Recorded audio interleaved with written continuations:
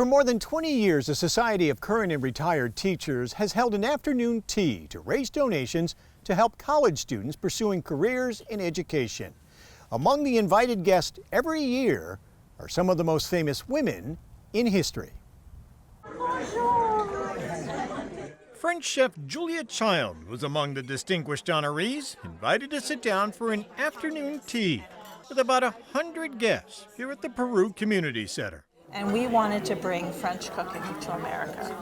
She was portrayed by Dana Jeweler, who spent a good month researching Julia's life story and watching documentaries about her career as an author and her many years as a host on PBS. Bon appetit!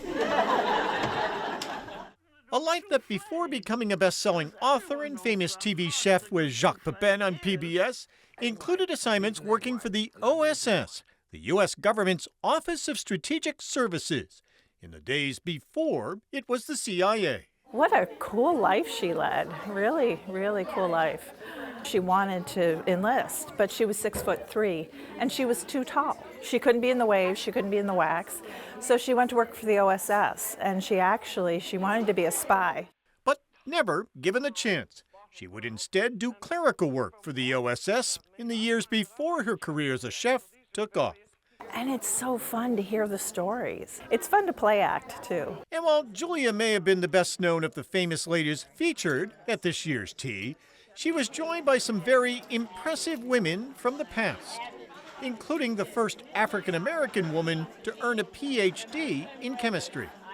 You sort of get to learn a lot about someone you heard about but didn't really know a lot about. It's a lot of fun, I think, not just for the women that are playing those roles, but I think for the women who come to hear those stories.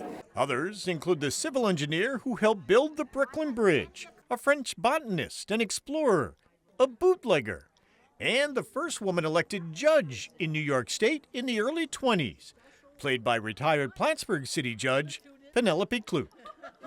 And one of the most famous women poets, Emily Dickinson, portrayed by Carrie Berto Foley. Hope is the thing with feathers that perches in the soul and sings the tune without the words and never stops at all. It was such a wonderful, wonderful experience. Along with meeting these fascinating women and the tea and delicious cakes and finger foods, for many, what makes this event all the better is that every year the proceeds from this afternoon tea are given as scholarships to students from here in the area going to college and pursuing careers in education. Allison Brown, a retired high school science teacher, is one of the organizers. That is the key. That is phenomenal. All the proceeds of the tea go to the scholarship. We're educators, we're retired educators. It's our passion. It's our passion. We think it's a way of supporting the next generation of teachers.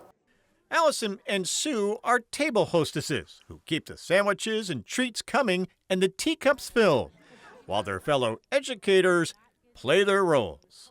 Being a math person, portraying someone's not exactly my cup of tea, but I help in lots of other ways. Yes!